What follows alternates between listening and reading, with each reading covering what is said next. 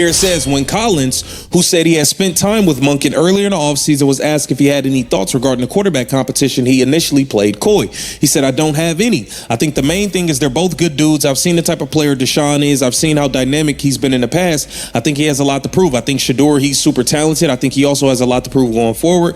I think they said it was going to be an open competition, so may the best man win. Maliek Collins just hinted Brown's competition isn't what it seems. It says, it's important to note that the veterans have also been told that this would be an open competition. If Browns ownership thinks fans are the only ones wary about the latest Watson developments, they're mistaken. The very players who make up the team might have something to say if they believe Monken has been disingenuous. These are the kinds of cracks in the foundation that could doom yet another head coaching tenure in Cleveland. Okay, so you got defensive lineman Maliek Collins letting it be known that's not true. This quarterback competition is far from over.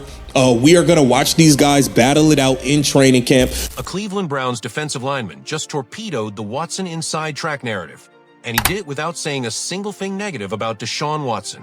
That is exactly how you do it. While the media was running with a story sourced from inside the building suggesting the quarterback competition was already decided, a player who actually occupies that building went on a podcast and said the opposite. With specificity, with credibility, and with the kind of insider knowledge that a beat reporter's anonymous source cannot match. The competition is not over, and the player in position to win it is the one the fan base has been waiting to see get a fair shot since the day he arrived in Cleveland. But before we break down what Collins said and why the top 20 question was finally answered, you need know three things first.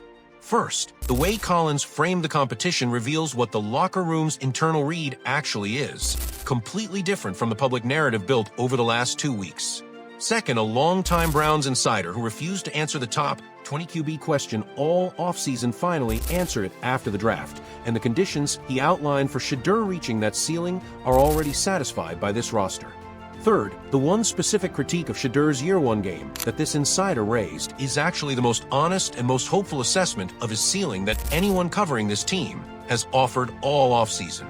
Now, let's set the context, because both stories are happening against a media cycle that has been working hard to establish Watson as the presumptive starter before a single live competitive rep has been taken.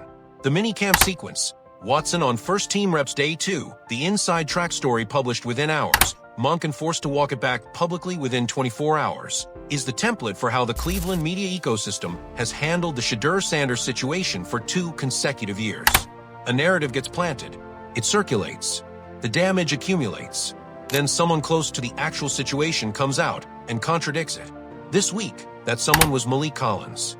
Collins appeared on a podcast hosted by a 5-time Pro Bowl tackler and was asked directly about the quarterback competition. His response was calm and measured. Both players are talented. Both have things to prove. He respects both.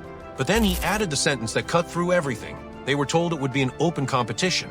And as far as he is concerned, that is exactly what it is. That sentence is doing significant work. When a defensive lineman on the same roster as the competing quarterbacks says publicly that the players were told the competition is open, using language that implicitly pushes back on a specific minicamp narrative, he is not just speaking for himself. He is representing what the locker room was told and what the locker room expects. If the organization told the players the competition is open, and then the players watch the organization behave in ways that suggest it is not, that is exactly the kind of credibility problem that ends head coaching tenures in Cleveland faster than losing records. Monken was hired to be different from the previous regime. The previous regime's dysfunction with Shedeur was the specific thing Monken was supposed to correct. Maliek Collins just surfaced publicly that the players are watching to see whether that correction is real. Courtesy of Dog Pound Daily, where it says Brown defenders say what fans needed to hear about Deshaun Watson's lead. Now, we all know Mary Kay Cabot tried to run with the story and make it seem like Deshaun Watson had some lead on the quarterback battle that Todd Monken debunked within 24 hours, okay? Here it says, the 2026 Cleveland Browns, bearing something wildly unforeseen, will feature one of Deshaun Watson, Shedeur Sanders, Dillon Gabriel, rookie, Taylor Green as a starting quarterback. The 2 extreme long shots at this juncture appear to be Gabriel and Green. While recent reports indicate that Watson has somehow taken the lead in the competition, conventional wisdom Be damned, the conundrum likely represents the first crossroads for Todd Monken to define what his tenure in Cleveland will be. Okay, here it says, fans have grown understandably tired of Watson, who never got much of a warm welcome to begin with for reasons that are well known, not worth rehashing in this space. Claiming Watson took the lead in a quarterback competition, checks notes voluntarily, unpadded veteran minicamp, in an insult not only to the rest of the Cleveland Browns, is an insult not only to the Cleveland Browns. Now let's get to the top 20 quarterback question, because the answer that finally came out of this offseason evaluation is the most important analytical piece of what Shedeur Sanders' 2026 ceiling actually looks like. A Browns insider who had been specifically asked whether Shedeur could be a top 20 quarterback in the league refused to answer the question for months, not because he did not have an opinion, but because he wanted to see what the supporting cast looked like before he committed to an evaluation. He said he would answer after the draft. The draft happened, and when he finally answered, his response was, yes, it is absolutely possible. But then he did something more valuable than giving a yes. He laid out the exact conditions under which it becomes reality rather than possibility. And those conditions deserve to be examined directly because they tell you more about where Shedeur is as a player than any narrative about the quarterback competition. The first condition, the offensive line has to perform to its potential. The assessment of what Barry spent to build this protection unit, approximately $100 million when you account for the full roster construction, is real money committed to real players. Titus Howard, Zion Johnson, Spencer Fono at tackle. The ceiling of that unit is genuine if the coaching staff gets the development curve right. George Warhop is one of the most respected offensive line coaches in the business. If he maximizes what is in front of him, the protection environment around Shedeur in 2026 will be dramatically better than year one. And dramatically better protection is the single biggest variable in whether Shedeur's processing ability translates to production in the box score. The second condition, the receivers have to show up. KC Concepcion catching the ball. Denzel Boston becoming a genuine red zone threat and contested catch weapon. The rest of the receiving room developing the chemistry with Shedeur's timing and release that year one's protection collapse never allowed to build. Those conditions are reasonable expectations given what Barry just added, not guarantees, but achievable outcomes for players who were brought in specifically for the roles being asked of them. The third condition is the most interesting one, and this is where the analyst's critique of Shedeur becomes the most honest and ultimately the most optimistic thing anyone has said about him all offseason. He described Shedeur as a player who sometimes skips the layup to go for the highlight play, who trusts his receivers to win contested situations at the edge of their ability rather than taking the clean, safe completion that keeps the chains moving.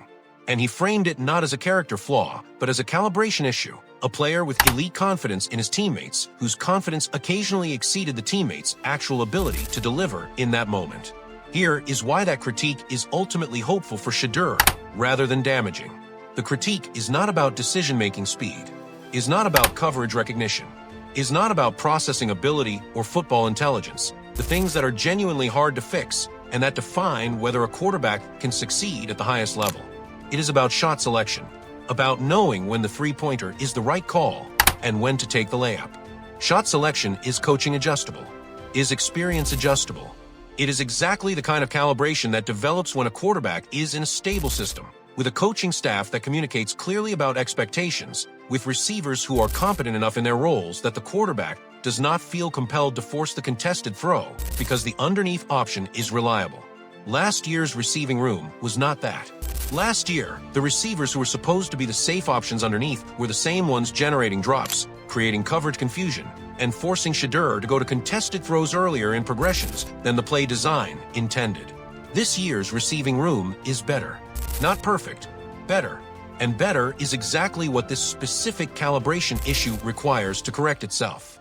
Think about what Shedeur's game looks like when the layup is actually available and actually reliable. He takes it. The chains move. The defense has to account for the full route tree on the next down because they cannot cheat against the underneath game. And when the coverage opens up for the shots down the field, the same throws Shedeur has always been willing to attempt. He is now attempting them from a position of genuine offensive balance rather than desperation. That is the top 20 quarterback path. It is not hypothetical. The pieces for it were just assembled. The coaching staff to guide the calibration is in place. The protection to give the process time to develop is invested.